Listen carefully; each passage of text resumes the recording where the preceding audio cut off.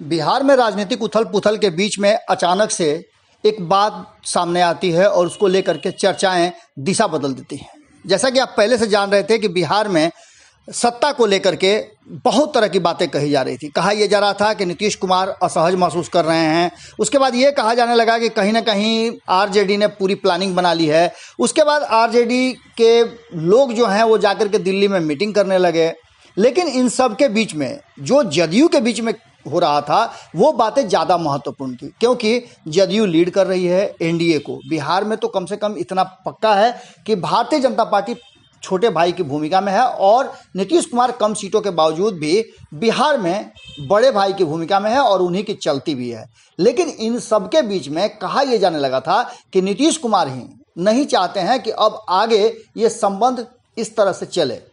अब किस तरह से चले, इन बातों को आप इससे अंदाज़ा लगा सकते हैं कि लगातार नीतीश कुमार के खेमे में कौन कौन है ये बताने की जरूरत नहीं है।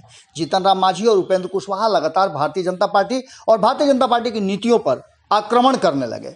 इस आक्रमण को देख करके भारतीय जनता पार्टी को भी जो है चिंताएं बढ़ने लगी थी। इन सब बातों को लेकर के भारतीय जनता पार्टी और जदयू के बीच में जो तल्खी हुई, उस तल्खी को आप समझ सकते हैं। इस तल्खी का ही परिणाम था कि टुन्ना जी पांडे को पार्टी से निलंबित किया गया। इससे यह दिखाने का प्रयास भारतीय जनता पार्टी ने किया कि उसे नीतीश कुमार की चिंता है। वो चाहती है कि मुख्यमंत्री के रूप में नीतीश कुमार का सम्मान हो। लेकिन बात इससे भी आगे बढ़ गई। अचानक से उपेंद्र कुशवाहा को जितना पावर नीतीश कुमार ने दे दिया, उपेंद्र कुशवाहा धीरे धीरे जब कोरोना काल में लॉकडाउन 5 लागू हुआ तो पटना की तरफ कुछ किए और पटना आए तो बहुत सारी चर्चाएं जोर पकड़ने लगी। कहा यह जाने लगा कि उपेंद्र कुशवाहा को पार्टी का राष्ट्रीय अध्यक्ष बनाया जा सकता है। हालांकि उपेंद्र कुशवाहा के लिए कोई बहुत बड़ा इनाम नहीं होगा, क्योंकि उससे पहले ही उनको बहुत सारा इनाम मिल चुका है। पहले ही उनको जैसे ही वो अपनी पार्टी का विलय जदयू में किए, वैसे ही आरएलएसपी का तो नाम निशान बुत गया, लेकिन शुरू हो गया उपेंद्र कुशवाहा का संसदीय बोर्ड का अध्यक्ष बनना। उसके बाद चर्चा ये शुरू हो गई कि कहीं ना कहीं नीतीश कुमार ने ये फैसला तो कर दिया, लेकिन आरसीपी सिंह और उपेंद्र कुशवाहा में 36 का आंकड़ा कैसे वो बंद करेंगे। इसके लिए भी धीरे धीरे रास्ते निकलने शुरू हो गए और कहीं ना कहीं एमएलसी बना करके नीतीश कुमार ने ये साफ कर दिया कि उपेंद्र कुशवाहा उनके लिए कितना जरूरी हो गए हैं। आने वाले समय में चर्चा इस बात की भी होने लगी कि कहीं ना कहीं अब नीतीश कुमार इस गठबंधन को तोड़ करके चुनाव की तरफ जा सकते हैं। ये भी चर्चा जबरदस्त चली और भारत लाइव ने भी आपको इसके बहुत सारे संभावनाओं पर गौर से विचार किया। लेकिन चुनाव तब तक नीतीश कुमार नहीं कराएंगे जब तक उन्हें इस बात का भरोसा नहीं हो जाएगा कि वो 43 से ज़्यादा सीटें ला सकते हैं। वर्तमान परिस्थिति में नीतीश कुमार अपनी शक्ति का संचय कर रहे हैं और लगातार जमीनी पकड़ बनाने में लगे हुए हैं। लेकिन इस बीच में कहीं ना कहीं आरसीपी सिंह जो चुपचाप बैठे हुए थे, उन्हें जो काम दिया गया था भारतीय जनता पार्टी के साथ संबंध को बेहतर करने के लिए, उस संबंध को बेहतर करने में कहीं ना कहीं वो पिछड़ रहे थे और इसी का परिणाम था कि संबंधों में दरार आ रही थी। अब जबकि आरसीपी सिंह बाहर आए हैं तो उन्होंने नीतीश कुमार के ही फैसले को पलटने का काम कर दिया है। अब आप इसको कैसे देखते हैं ये आप पर निर्भर करता है। क्या फैसला है? तो मंत्रिमंडल में शामिल होने का। किस मंत्रिमंडल में? तो मोदी मंत्रिमंडल में। खबर यह आ रही है कि मानसून सत्र से पहले जिस तरह से मोदी मंत्रिमंडल के दूसरे विस्तार की चर्चा चल रही है, इस विस्तार की चर्चा में एक बात तो पक्का नजर आ रही है कि बहुत सारी चीजें बदलने वाली है। बहुत सारे लोगों का समीक्षा किया जा रहा है, खुद प्रधानमंत्री नरेंद्र मोदी के द्वारा। इसके बाद बंगाल चुनाव में जो हार मिली है उसको भी लेकर बहुत सारी समीक्षाएं करनी है। इसके साथ साथ कोरोना काल में जिस तरह से मंत्रालयों के काम हुए हैं और कौन से मंत्री अपने विभाग का किस तरह से काम कर रहे हैं, ये पूरा जो गुना भाग है ये किया जा रहा है। इन सब के बीच में बिहार और उत्तर प्रदेश सबसे ज़्यादा मजबूती के साथ कहा जा रहा है कि इस पर फोकस है। अब फोकस होना भी चाहिए, क्योंकि बिहार में संबंधों में दरार आ रही है और वहीं उत्तर प्रदेश में आने वाले साल में चुनाव है।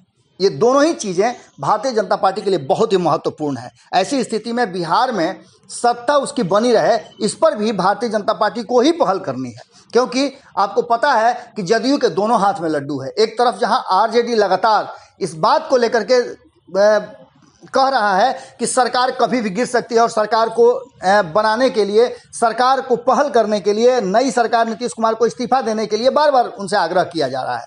ऐसी स्थिति में मुश्किल अगर कहीं है तो वो भारतीय जनता पार्टी के लिए है। और अब जबकि कैबिनेट विस्तार की चर्चाएं शुरू हो गई हैं, तो जो हमारे सूत्रों ने हमें बताया है उसके अनुसार, जो कंफर्म लगभग है कि मंत्रिमंडल विस्तार अगर होता है तो उसमें बिहार और उत्तर प्रदेश को प्राथमिकता दी जाएगी। बिहार से 2 नाम जो केंद्रीय मंत्री के रूप में जोड़े जाएंगे, उसमें सबसे बड़ा 2 जदयू का नाम होगा। हालांकि केंद्रीय मंत्री का 3 पद बिहार को देने की बात चल रही है, इस पहले से भी चर्चाएं थी। और कहीं ना कहीं जदयू का 1 केंद्रीय मंत्री और 2 राज्य मंत्री का पद जो 2019 में नरेंद्र मोदी देना चाहते थे, जिसे नीतीश कुमार ने स्वीकार नहीं किया, उसके बाद क्या क्या हुआ ये सारी बातें आप जानते हैं। लेकिन अब जैसा कि आरसीपी सिंह के तरफ से ये बयान आया है कि एनडीए सरकार में, यानी एनडीए की केंद्र सरकार में जदयू को भी भागीदारी मिलनी चाहिए और ये काम मानसून सत्र से पहले हो जाना चाहिए।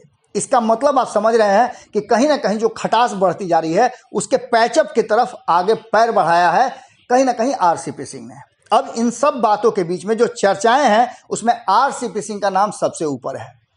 आप जानते हैं कि नीतीश कुमार की कमजोरी रही है लौह कुश, लेकिन इस बार भी अगर आरसीपी सिंह को ही पद मिलता है तो ये समझ लीजिए कि आरसीपी सिंह अगर मंत्रिमंडल में जाते हैं तो उन्हें अध्यक्ष पद छोड़ करके उपेंद्र कुशवाहा को देना होगा, क्योंकि नीतीश कुमार लौह और कुश दोनों को साधने का बड़ा ही प्रयत्न कर रहे हैं और उनके अगले चुनाव की तैयारी, और इसके साथ ही उत्तर प्रदेश हो या बिहार हो, जब भी चुनाव हो तो उस चुनाव में लौह कुश समीकरण उनके साथ जुड़ा रहे, इसके लिए उपेंद्र कुशवाहा को भी उचित सम्मान देना जरूरी है। और वो उचित सम्मान निश्चित रूप से आरसीपी सिंह के मंत्रिमंडल में जाने के बाद अध्यक्ष पद ही होगा। इसके बाद एक नाम और भी चर्चा में है, जिसकी चर्चा हम 2019 से ही कर रहे हैं, वो है भूमिहार समाज। भूमिहार समाज की तरफ से आपको पता है कि बिहार से सिर्फ एक नाम है, और वो है, कहीं ना कहीं इस बात की चर्चा हम नहीं कर रहे हैं कि जदयू से हैं, भाजपा से हैं, लेकिन बिहार से एनडीए की तरफ से एक गिरिराज सिंह है जो भूमिहार समाज से आते हैं, लेकिन उनको भूमिहार समाज से जितना ज़्यादा जोड़ा जाता है उतना ही ज़्यादा वो हिंदुत्व वाले नज़र आते हैं। और खास करके भूमिहार समाज आजकल नीतीश कुमार से बड़ी नाराज चल रहा है, क्योंकि अनंत सिंह प्रकरण आपको पता होगा, उसके बाद से तो बहुत सारी बातें सामने आई। वहीं ललन सिंह भी काफ़ी नाराज चल रहे थे। अब ललन सिंह को 2019 में जो नहीं मिला वो अब हो सकता है कि आने वाले मंत्रिमंडल विस्तार में उन्हें केंद्रीय मंत्री का पद मिल जाए। और कहा यह जा रहा है कि केंद्रीय मंत्री के पद में उन्हें ग्रामीण विकास विभाग दिया जा सकता है, क्योंकि ये विभाग बिहार के ही तरफ से बेहतर परिणाम के साथ इसको आगे बढ़ाया गया था। आपको पता है कि रघुवंश प्रसाद खास करके इस विभाग को बहुत आगे बढ़ाए थे। इसके साथ ही एक नाम जो बहुत तेज़ी से आ रहा है, राज्य मंत्री के लिए कई नाम हैं जदयू के तरफ से। हमने आपको बताया कि जदयू की तरफ से 2 केंद्रीय मंत्री के नाम सबसे आगे आ रहे हैं। इसमें राज्य मंत्री की तरफ से 3 नामों पे विचार चल रहा है। पहला है नाम संतोष कुशवाहा का, दूसरा है दिलेश्वर कामत का, और तीसरा है दुलाल चंद गोस्वामी का। ये 3 नाम जो हैं वो बड़ी तेज़ी से आगे बढ़ रहे हैं। हालांकि इसके अलावे अभी और भी बहुत कुछ बिहार की तरफ से जाना बाकी है। कहा यह जा रहा है कि सुशील मोदी को मंत्री बनाने की पूरी तैयारी हो चुकी है। आपको बता दें कि सुशील मोदी जब से बिहार में उप मुख्यमंत्री नहीं बने थे तब से ही चर्चा चल रही थी कि उन्हें केंद्र में स्थान मिलेगा, उनको दर्जा भी केंद्रीय मंत्री के रूप में मिलेगा। उनके अनुभव के आधार पर यह जरूरी हो जाता है कि उन्हें केंद्रीय मंत्रिमंडल में, यानी मोदी मंत्रिमंडल में शामिल किया जाए। इससे बिहार का बैलेंस भी बन जाएगा और नरेंद्र मोदी से और अन्य लोगों से जो सुशील मोदी को हटाने का काम हुआ है उसमें पैचअप भी हो जाएगा। इसके साथ ही आपको बता दें कि एक नाम रामकृपाल यादव का भी बड़ी तेजी से चल रहा है, क्योंकि रामकृपाल यादव जमीनी नेता हैं और उनसे यादव समाज को साधने का पूरा काम हो जाएगा, क्योंकि इस समाज से बिहार से मंत्री बनना ऐसा लग रहा है कि जरूरी है। जो सोच रही है, जो इनपुट मिला है, उस इनपुट के हिसाब से रामकृपाल यादव एक बार फिर से मोदी मंत्रिमंडल में शामिल हो सकते हैं। इस बात की भी चर्चा हो रही है कि बिहार को लेकर के साथ साथ उत्तर प्रदेश पर भी फोकस रखा जाएगा और उत्तर प्रदेश के तरफ से कई नाम सामने आ रहे हैं, लेकिन सबसे बड़ी बात है कि भारतीय जनता पार्टी के लिए उत्तर प्रदेश तो उसका अपना राज्य है, जिस राज्य में वो पूरी मजबूती के साथ सरकार में है और जो भी फैसला करना है भारतीय जनता पार्टी को अकेले करना है। लेकिन जब बिहार की बात आती है तो बिहार में कहीं ना कहीं उसे जदयू को साथ लेकर चलने की मजबूरी है और उत्तर प्रदेश चुनाव से पहले जदयू अलग नहीं हो, इस बात का भी ध्यान खुद भारतीय जनता पार्टी को रखना है। ये बातें बड़ी बारीकी से समझते हैं अमित शाह, जेपी नड्डा और साथ में प्रधानमंत्री नरेंद्र मोदी। बिहार से जो इनपुट आया है उस इनपुट को लेकर के कहीं ना कहीं अब जदयू के शामिल होने की पूरी संभावनाएं बन रही हैं। लेकिन इसमें सबसे बड़ी बात यह है कि अब तक नीतीश कुमार ने कुछ भी नहीं कहा है। नीतीश कुमार ने इस पूरे मुद्दे पर चुप्पी साध रखी है। अगर ये होता भी है तो नीतीश कुमार ये मान के चलिएगा कि अपने मुंह से मंत्रिमंडल में शामिल होने की बात नहीं कहेंगे। इसी काम के लिए उन्होंने, जो कि भारतीय जनता पार्टी से सीधा उनका संवाद नहीं हो सके, अध्यक्ष पद छोड़ करके आरसीपी सिंह को बनाया था। अब इन्हीं बातों को लेकर के कहीं ना कहीं नीतीश कुमार ने उपेंद्र कुशवाहा को संसदीय बोर्ड का अध्यक्ष बना करके ये सारी बातें करने का अधिकृत कर दिया है। अब देखने वाली बात यह होगी कि नीतीश कुमार अपना दामन भी बचा लेंगे और साथ ही साथ अपना काम भी साध लेंगे। अगर ऐसा होता है तो बिहार में जो वर्तमान स्थिति में सरकार के गिरने की जो संभावनाएं थी उस पर विराम लगने का पूरा चांस है। लेकिन एक बात जरूर है कि जीतन राम मांझी पर भरोसा नहीं किया जा सकता। जीतन राम मांझी अगर उन्हें बेहतर ऑफर मिलता है तो वो सरकार से बाहर भी हो सकते हैं। अब देखने वाली बात होगी कि नीतीश कुमार कैसे इन सारे चीज़ों में सामंजस्य बिठाते हैं। लेकिन मोदी मंत्रिमंडल का यदि विस्तार होता है और उसमें जेडीयू शामिल नहीं होती है तो इसका सीधा मतलब होगा कि बिहार में अब सरकार साथ साथ नहीं चल पाएगी।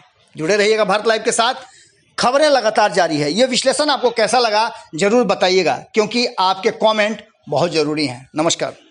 अगर ये वीडियो पसंद आई और वह बिहार के राजनीति और बिहारियत से सरोकार रखेनी तो सब्सक्राइब बटन दबा के चैनल के सब्सक्राइब कर ली। ओजे एगो घंटी बा, ओकरा बटन दबा देला से कुल सटीक और मारक खबर रुआ मुफ्त में मिल जाई। अगर रुआ पत्रकारिता के हमनी के नया प्रयोग में सहयोग कर चाहतानी तो ज्वाइन बटन दबा दी। पेटीएम नंबर नोट कर ली 9386816700। धन्यवाद।